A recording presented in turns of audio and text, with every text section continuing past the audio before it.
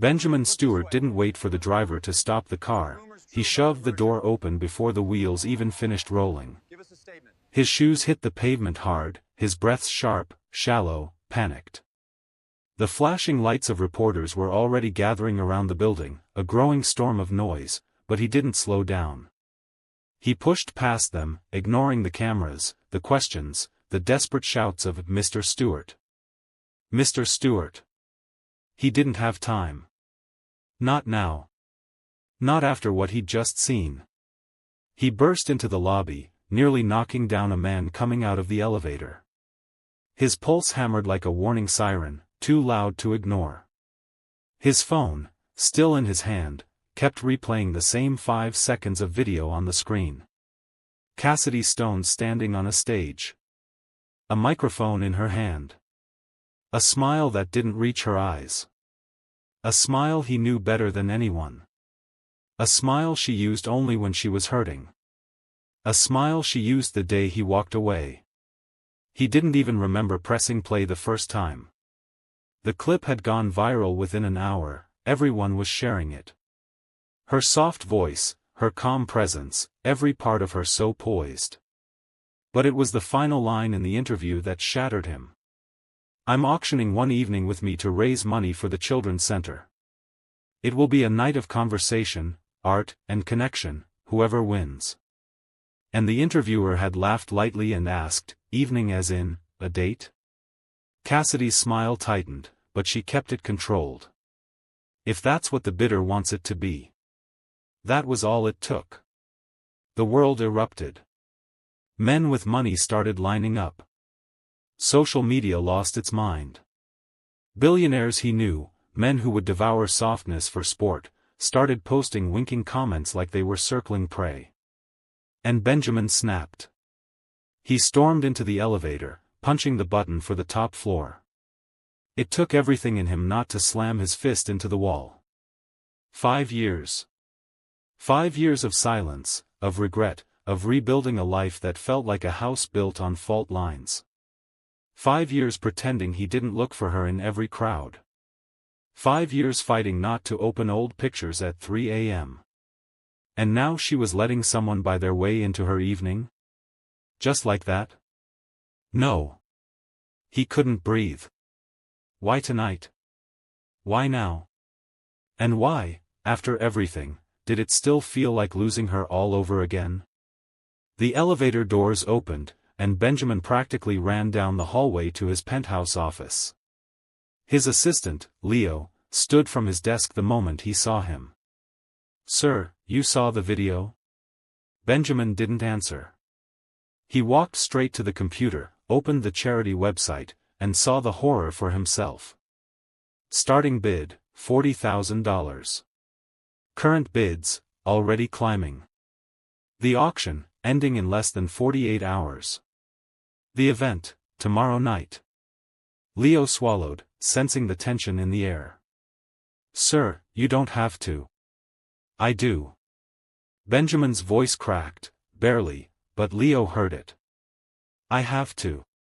Leo hesitated. "You haven't spoken to her since. Since I destroyed us?" Benjamin's jaw clenched. "Yes. I know." He clicked into the registration page. His hand shook. He didn't understand why. He'd closed billion-dollar deals without blinking. But this? This was different. This was her. "Sir," Leo tried again gently, "she might not want." Benjamin's fist tightened. "I don't care if she wants me there. I just need one evening. One honest conversation. And then I'll disappear again if that's what she wants." Leo exhaled. "Then you'll have to bid anonymously. If people know it's you, they'll just keep pushing the number higher to compete.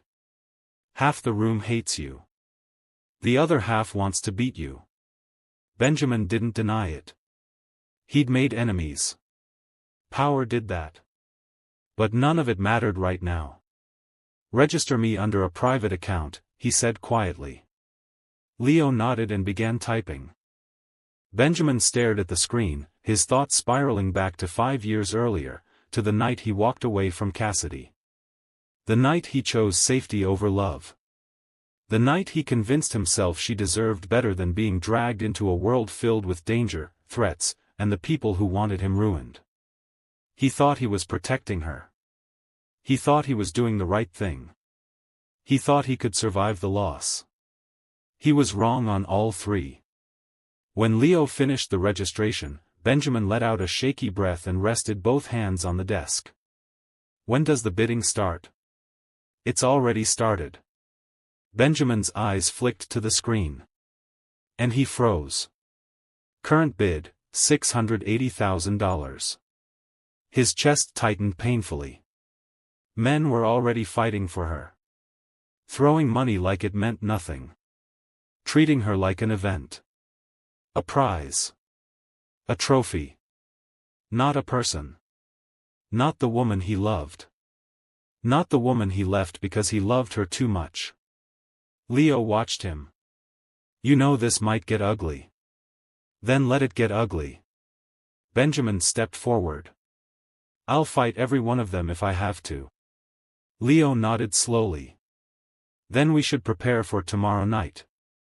Benjamin didn't answer. His eyes were locked on another update. New bid, $720,000. Another, $800,000.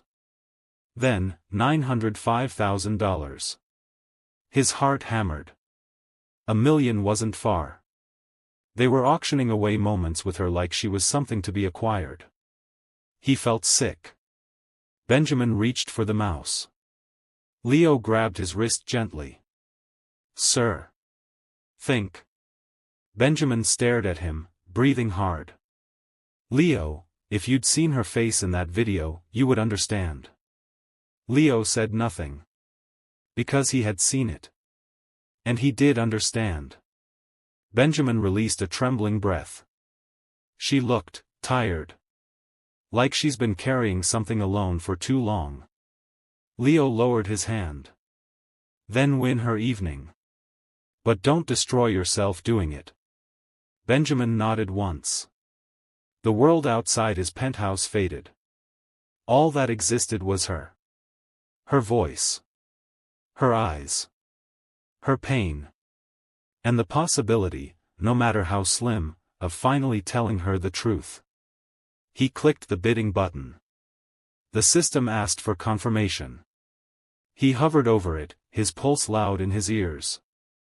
He whispered, almost broken, I'm sorry, Cassidy. And then he placed his first bid. The screen blinked. New highest bidder, anonymous.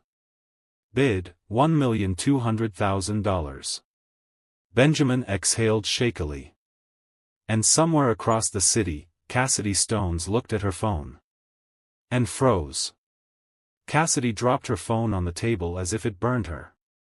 The screen still glowed with the notification from the charity board, a new highest bid. Anonymous. $1,200,000. She brushed a trembling hand over her forehead, steadying herself against the back of a chair. This wasn't supposed to happen. It was supposed to be simple. Controlled. Predictable. She had agreed to auction the evening because the children's center was drowning in debt. She had run out of options. She thought the event would attract wealthy donors, maybe push bids to a respectable amount, then she'd smile, thank the winner, complete the evening, and move on. But this? This was spiraling into something else entirely. She stared out the large windows of her apartment, her breath uneven. The city lights flickered like 1,000 watching eyes. Her reflection stared back at her, poised on the outside, unraveling on the inside. She whispered to herself, who is bidding this high, and why? Her chest tightened suddenly. A thought. No, impossible. She shook her head, rejecting it before it could breathe. It couldn't be him. Benjamin Stewart would never. She shut her eyes. No. He would. He absolutely would. But he shouldn't. The memory hit her like a punch. Benjamin's voice. Benjamin's face the night he left her standing on the rain-soaked sidewalk while his driver waited behind him. His jaw clenched with a pain he refused to explain. His hands shaking as he pulled away from her.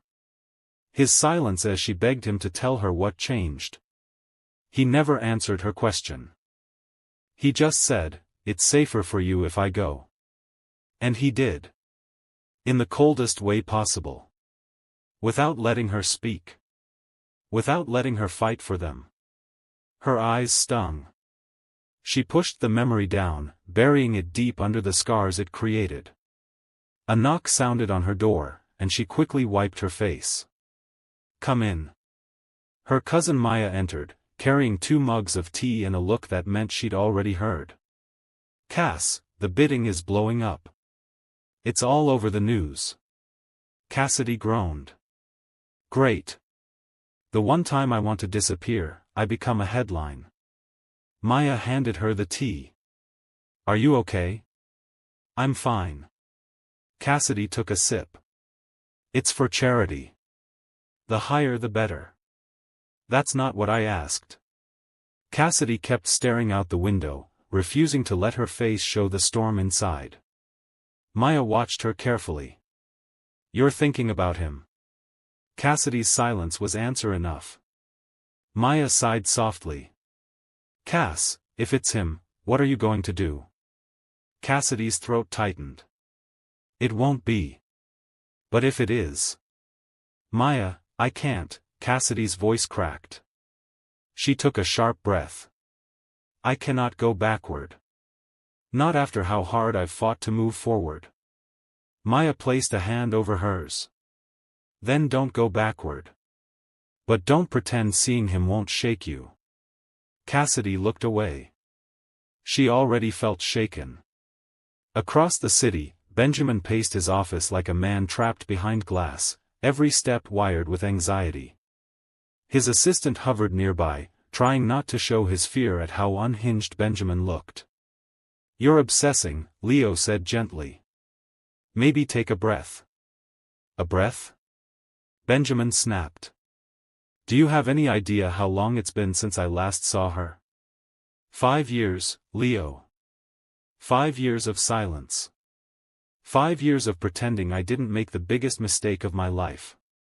You made that choice to protect her. And it didn't matter." Benjamin's voice rose. "She still got hurt. She still paid for it. And I still lost her." Leo froze. "She paid for it?" "Sir, what exactly happened?" Benjamin dragged his hands through his hair. "You know enough. I know you cut her off in one night. No explanation. No closure. Just vanished." Benjamin flinched. He deserved that. Leo stepped closer. "So tell me the truth. Why did you really leave her?" Benjamin's jaw worked, his throat tightening. "Because someone threatened her." Leo's brows knitted. "Threatened? Cassidy?" Benjamin nodded once. "A competitor. Someone who wanted to hurt me. They sent a message and used her name. I pulled away to protect her, but I did it wrong. I did it selfishly. I shut her out instead of warning her." His voice cracked. "I should have trusted her. I should have chosen honesty. She deserved at least that."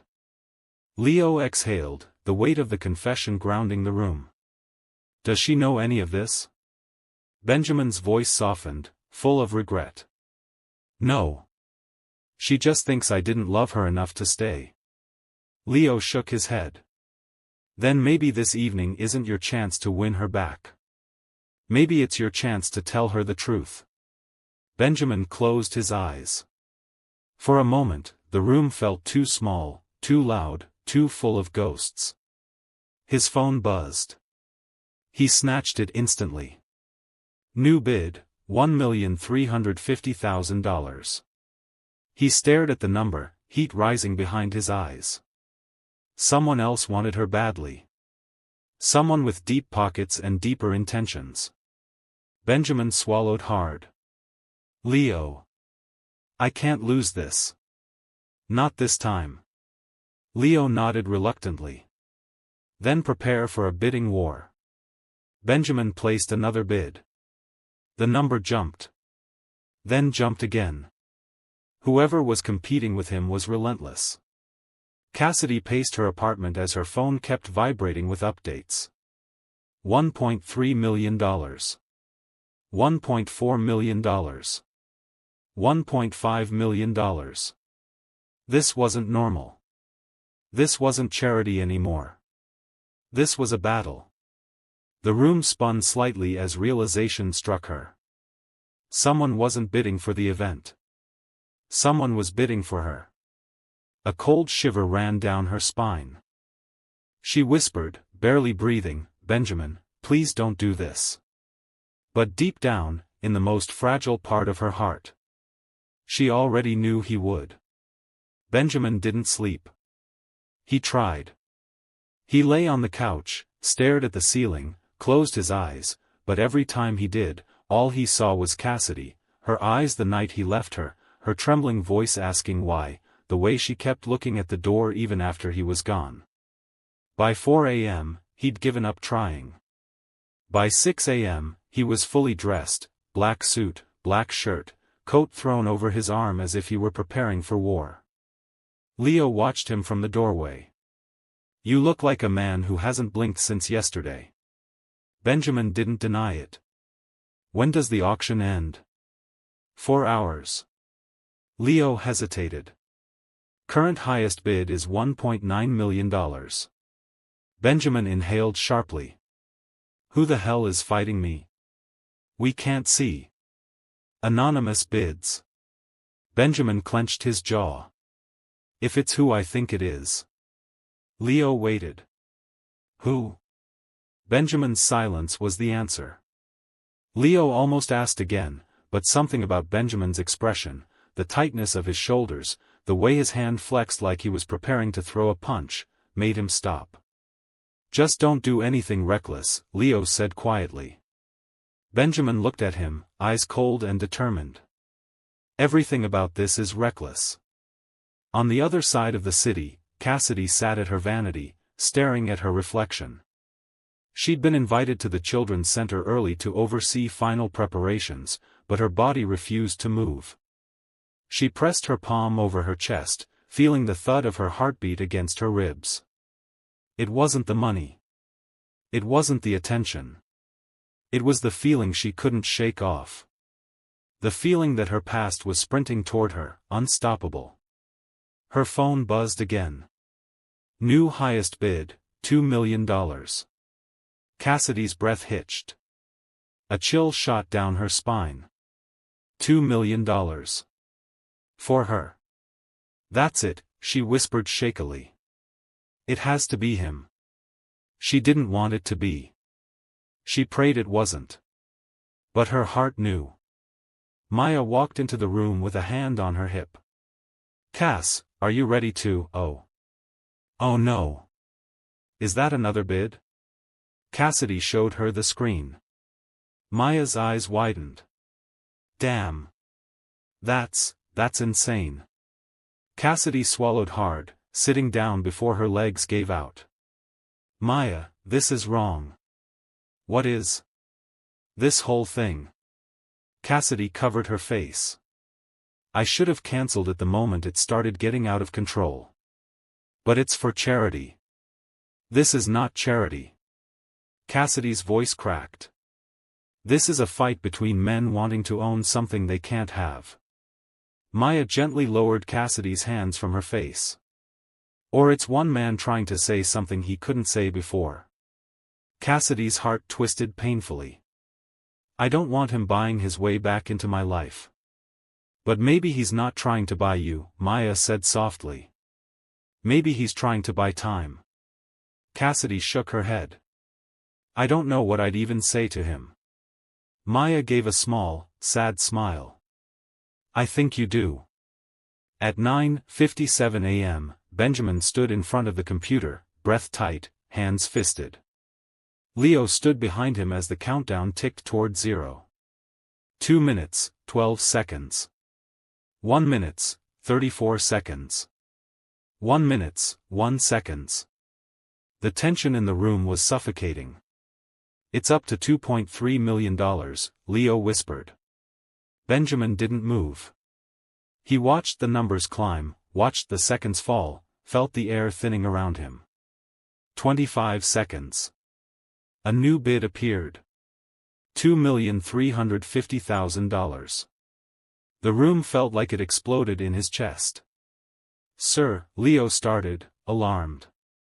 But Benjamin was already reaching for the mouse. 12 seconds. His hand hovered over the button. Benjamin, Leo said softly, if you do this, even if you win, what if she doesn't want to hear what you have to say? Benjamin closed his eyes, voice barely a whisper. Then I'll accept it. But I won't let someone else win the right to hurt her.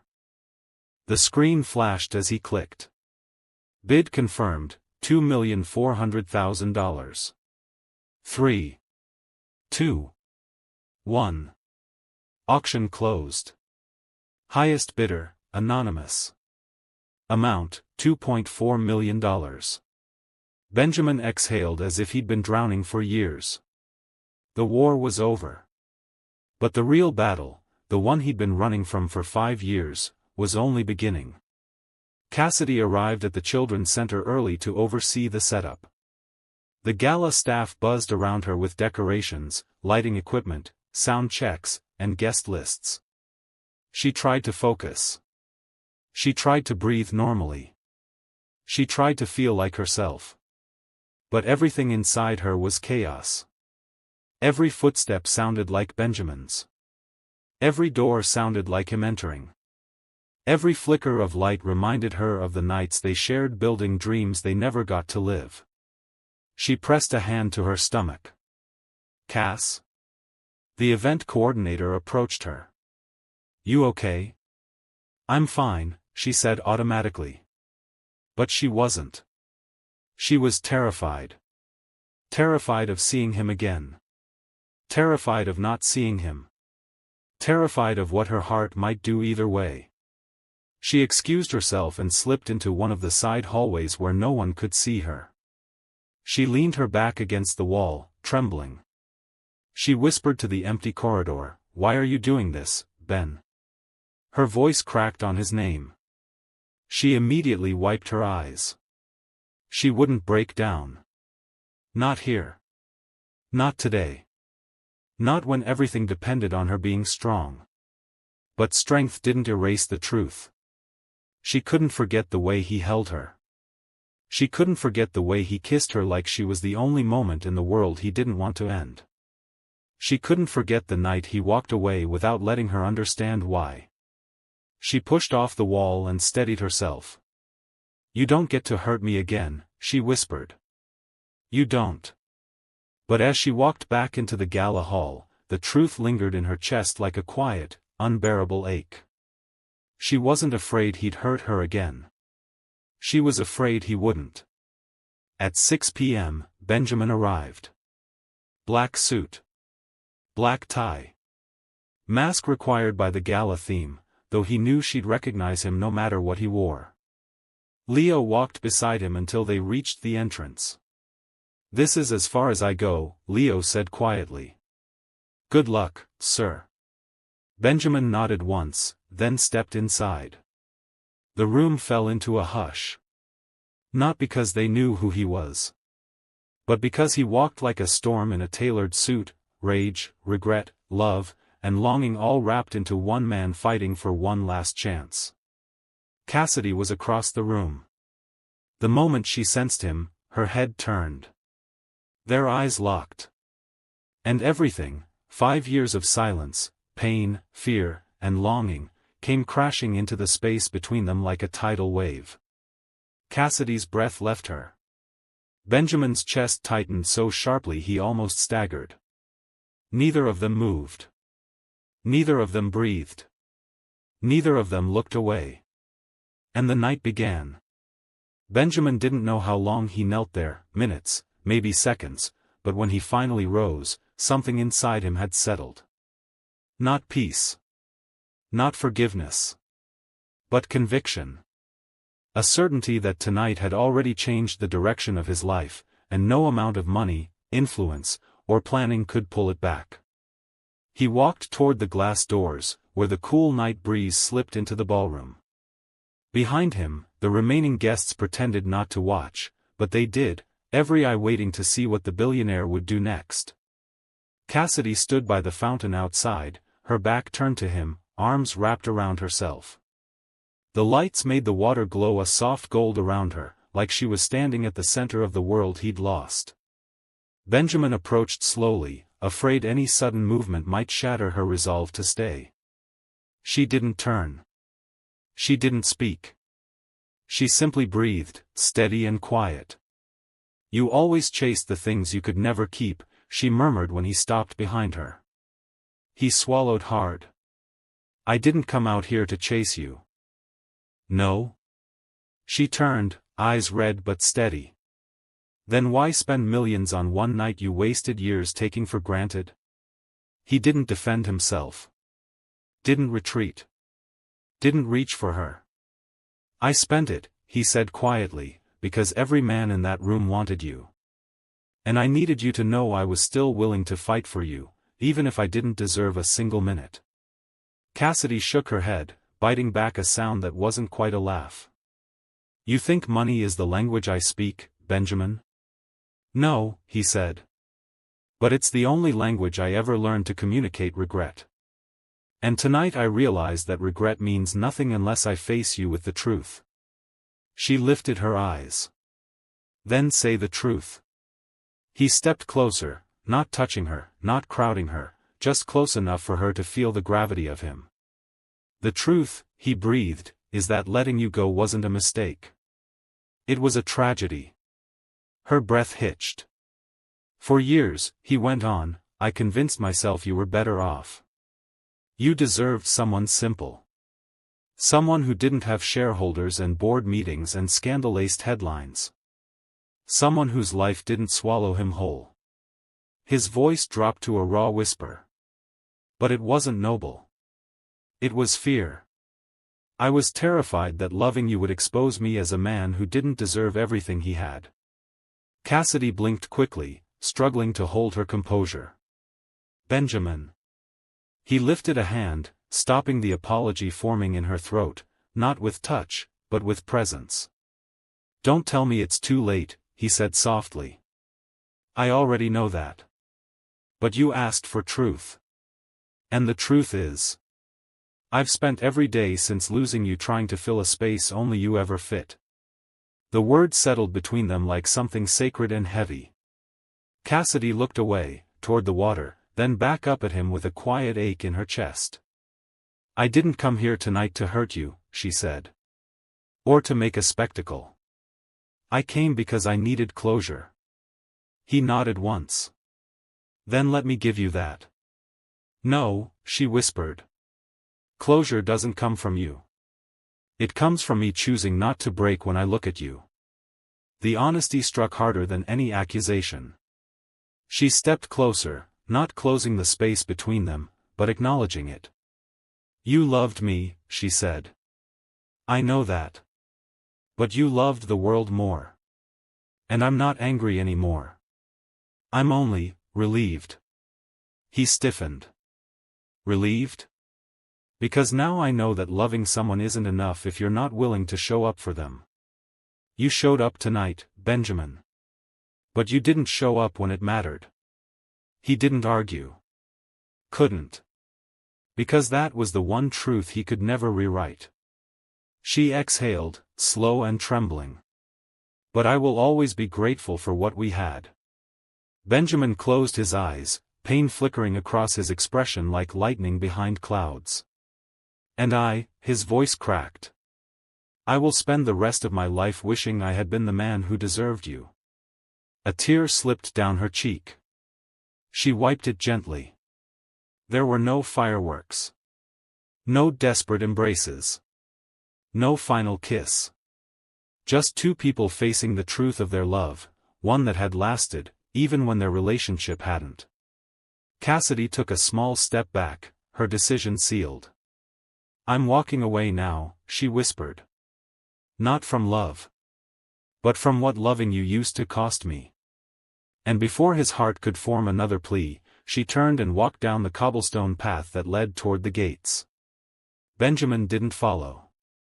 He stood there, still, breathless, undone, as the sound of her footsteps faded into the night. A single tear slid down his face. He let it fall.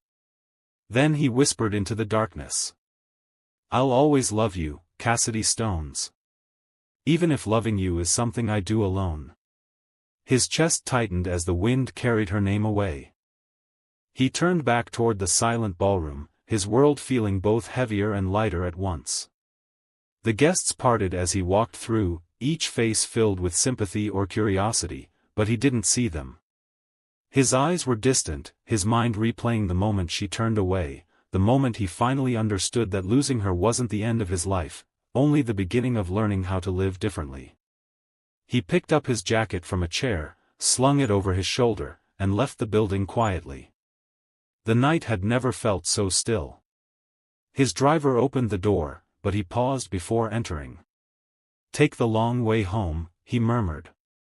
As the city lights stretched out before him, Benjamin leaned back, letting silence settle into his bones. He didn't break down. He didn't crumble. He simply breathed, letting the ache in his chest become something he could carry. Because tonight wasn't about winning Cassidy back. It was about letting her go the right way. He looked out the window one last time, whispering a promise to no one but himself. "I'll love her better, even if she never sees it." And for the first time in years, Benjamin Stewart allowed himself to do the hardest thing he had ever done, heal. If you enjoyed this story, don't forget to subscribe, like, and leave a comment. Your support helps bring more stories like this to life. Until next time, this is StoryVerse TV.